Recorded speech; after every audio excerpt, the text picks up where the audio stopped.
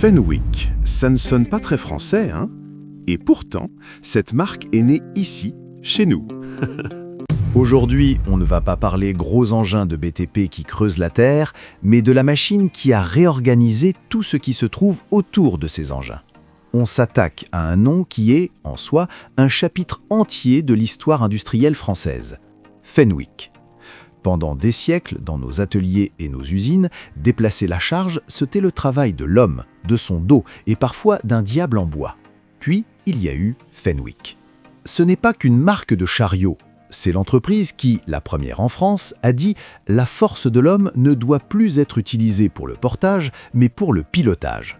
Fenwick est l'architecte de la logistique mécanisée sur notre territoire. Mais qui était ce fondateur venu d'Écosse pour tout bousculer ? Pourquoi, dès les années 20, ont-ils compris que le futur de l'industrie passait par une simple palette en bois ?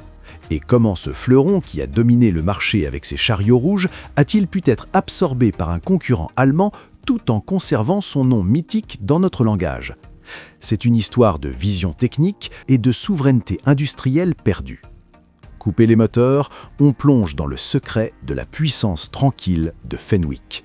Mais avant de plonger dans cette histoire fascinante, si vous aimez ce genre de contenu qui retrace les légendes de l'industrie, des machines qui ont fait la France et le monde, qu'elles soient du BTP, de l'agricole, du forestier ou de la manutention, c'est le moment de vous abonner à BTP Power.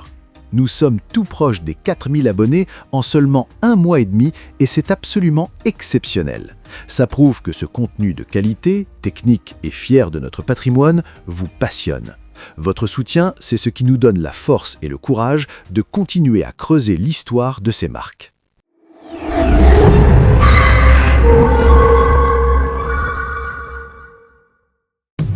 Les origines. De l'Écosse à Saint-Ouen, 1862-1950. Quand on parle de Fenwick aujourd'hui, on pense tout de suite à un chariot élévateur, un engin rouge, solide, précis. Mais à l'origine, il n'est même pas un constructeur. Tout commence en 1862 à Paris. Noel Fenwick, un Écossais installé en France, qui obtient la nationalité française quelques années plus tard, fonde une maison de commerce d'import-export. Son métier initial, exporter des articles parisiens vers les pays anglo-saxons, puis importer des innovations américaines et anglaises, tondeuses à cheveux mécaniques, machines à écrire, bicyclettes et surtout des machines-outils, à une époque où la France s'industrialise à grande vitesse. Fenwick est donc, au départ, un passeur de technologie. Il observe, il sélectionne, il comprend ce qui fonctionne ailleurs et il l'introduit sur le marché français. Déjà, on retrouve un trait fondamental. Fenwick ne vend pas du rêve, il vend de l'efficacité. Au début du XXe siècle, l'activité de manutention explose aux États-Unis et arrive en Europe. En 1902, Fenwick signe un partenariat exclusif avec l'américain Yale pour importer des palans à chaîne, 1904, puis des palans électriques, 1912. Les usines grossissent, les flux augmentent, les charges deviennent plus lourdes, plus fréquentes. Le vrai problème n'est plus seulement de produire, mais de déplacer.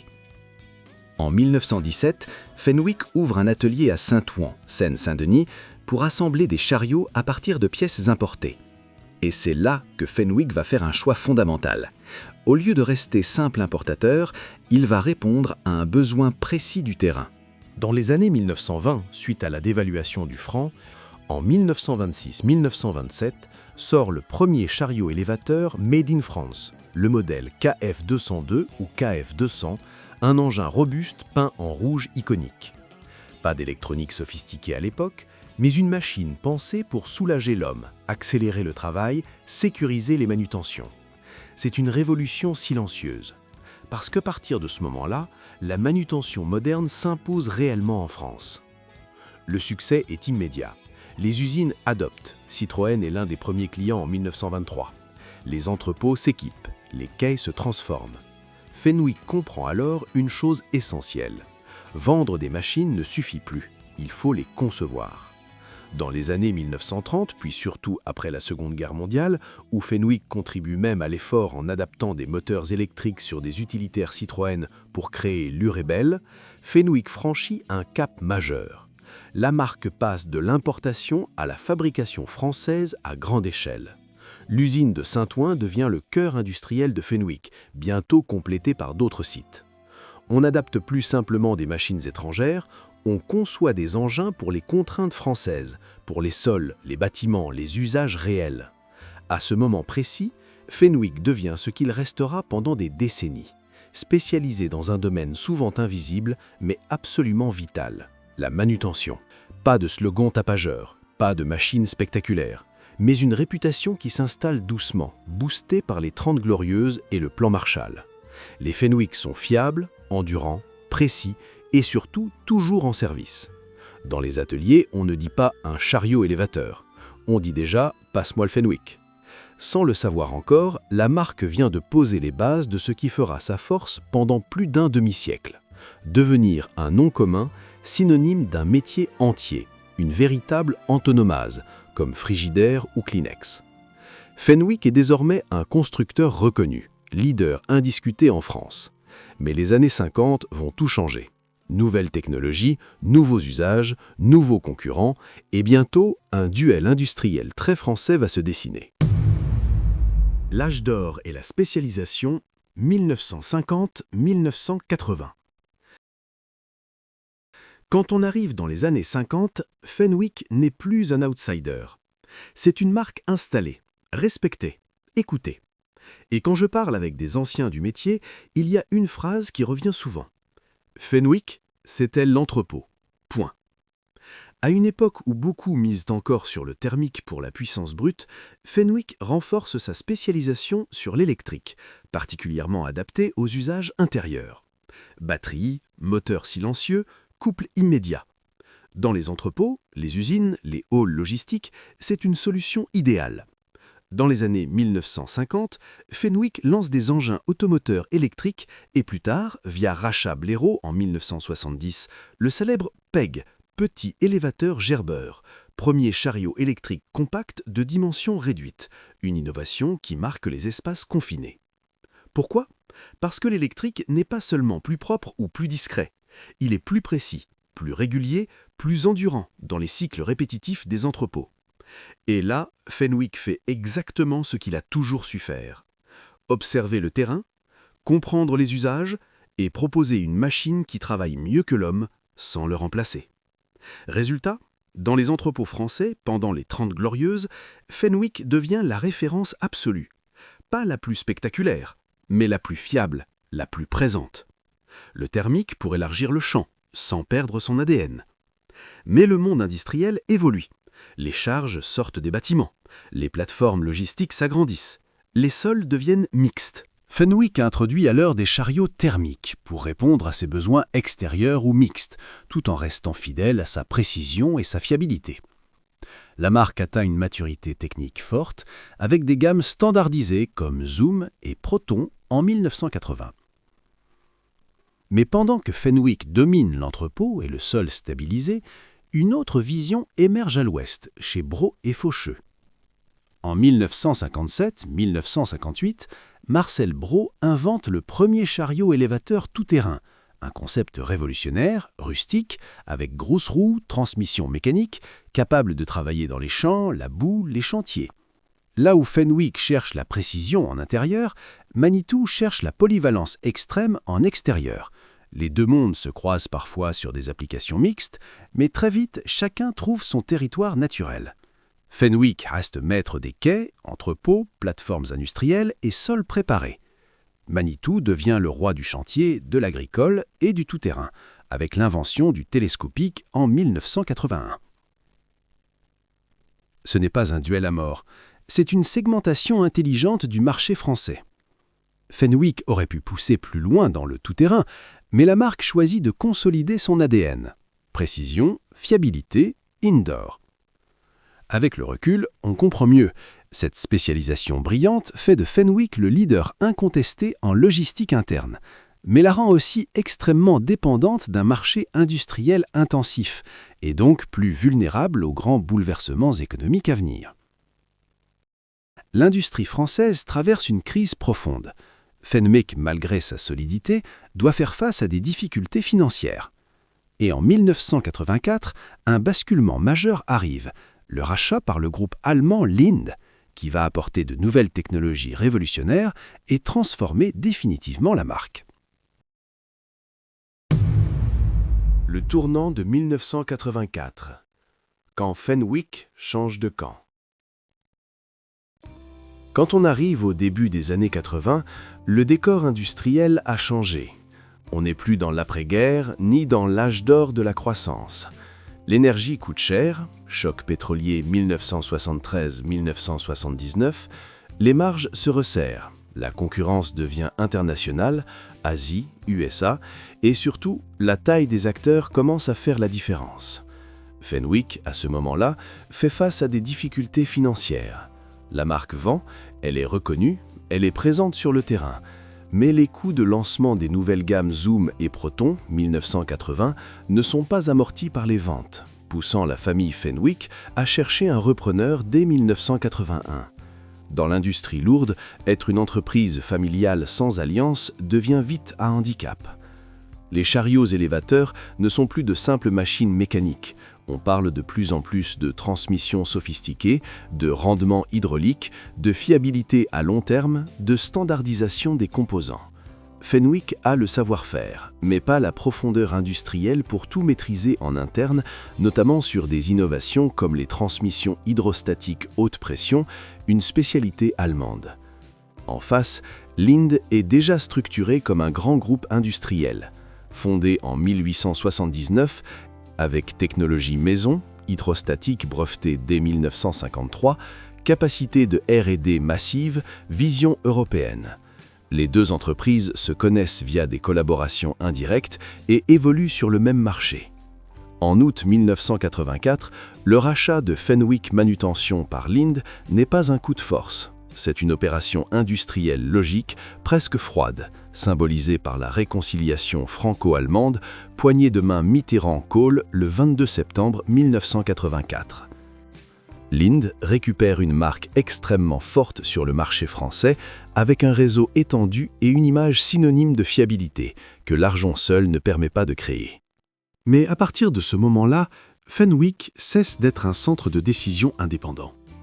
Les machines continuent à porter le nom, les clients continuent à parler de leur Fenwick, mais la stratégie n'est plus française. Les grandes orientations techniques, les plateformes communes, les investissements lourds se décident à Aschaffenburg, Allemagne, selon une logique de groupe. Sites historiques comme Saint-Ouen sont abandonnés, Saint-Julien-les-Villas fermés, 515 emplois perdus, usines modernisées, ce nom surviennent. Et c'est là que la bascule est réelle. Fenwick n'est pas détruit, il est intégré dans un ensemble plus large, plus puissant, mais aussi plus éloigné de ses racines. Avec le temps, Linde lui-même entre dans le groupe Kion, 2006, et Fenwick devient une pièce d'un puzzle industriel allemand très structuré, filiale française de Linde Material Handling. Ce qui est frappant, c'est que le nom, lui, survit. En France, Fenwick reste presque un mot générique. On dit un Fenwick comme on dirait un chariot. Peu de marques ont réussi ça.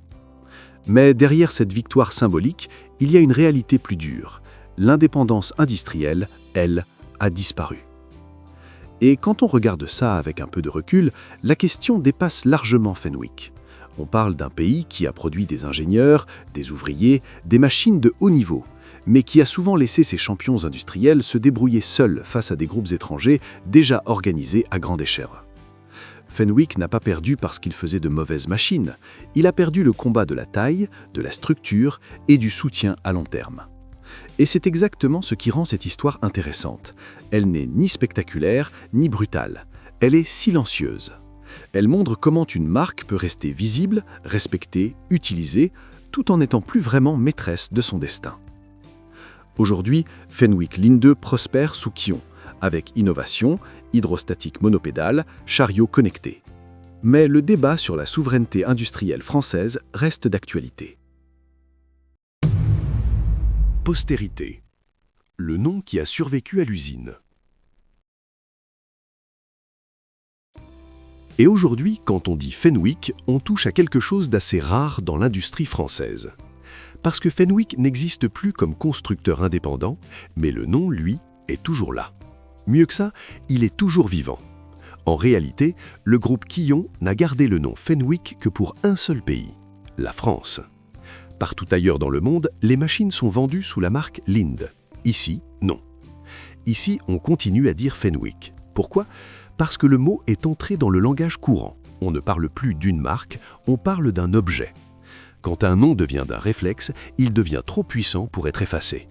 Et Quillon Linde l'a parfaitement compris. Supprimer Fenwick en France aurait été une erreur industrielle et commerciale monumentale.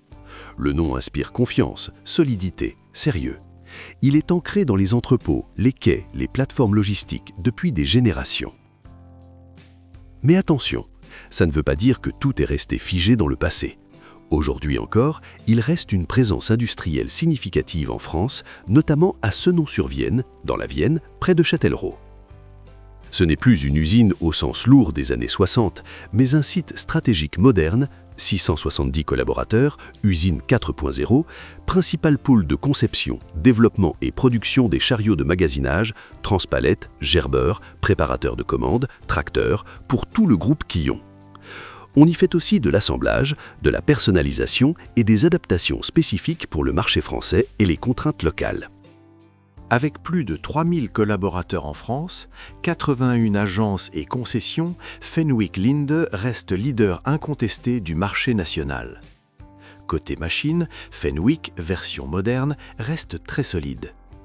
Les chariots électriques haut de gamme, comme les séries E14, E20, compacts et agiles, ou E35, E50, puissants pour indoor intensif, sont parmi les plus aboutis du marché en termes de précision, de confort, de sécurité et de fiabilité. Batterie lithium-ion intégrée, gestion thermique avancée. Directement hérités du savoir-faire Linde, sont redoutables de douceur, de progressivité et d'efficacité. Monopédale, levier duo, zéro perte de puissance. Ceux qui les conduisent savent exactement de quoi je parle. On n'est plus dans la machine rustique à l'ancienne. On est dans de la technologie propre, connectée, optimisée. Robotisation, gamme Fenwick Robotics, piles à combustible hydrogène, solutions automatisées. Alors, au final, est-ce que Fenwick a disparu ? Non, pas comme Poquelin, pas comme Jumbo, pas comme tant d'autres marques françaises emblématiques. Fenwick a été absorbé, intégré, digéré par un groupe plus grand et plus puissant. Il a perdu son indépendance, oui. Il a perdu son centre de décision, oui. Mais il a conservé ce que beaucoup ont perdu, son nom, son image, sa place dans la tête des gens, et même une partie de sa substance industrielle en France. Et c'est peut-être ça le vrai paradoxe. Fenwick n'est plus vraiment français sur le papier. Mais dans les dépôts, les entrepôts, les chantiers stabilisés, dans la bouche des pros, un Fenwick reste un Fenwick. Et tant que ce réflexe existera, l'histoire ne sera jamais totalement terminée.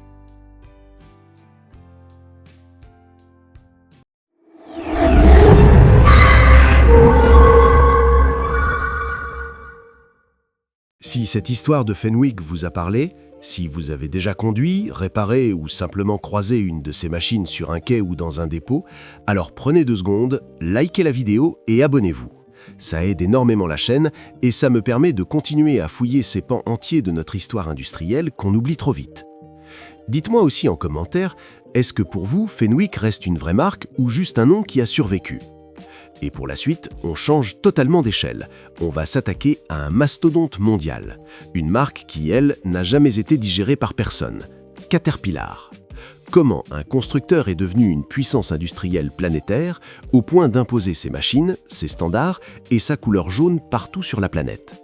Rendez-vous dans la prochaine vidéo. Bienvenue sur BTP Power.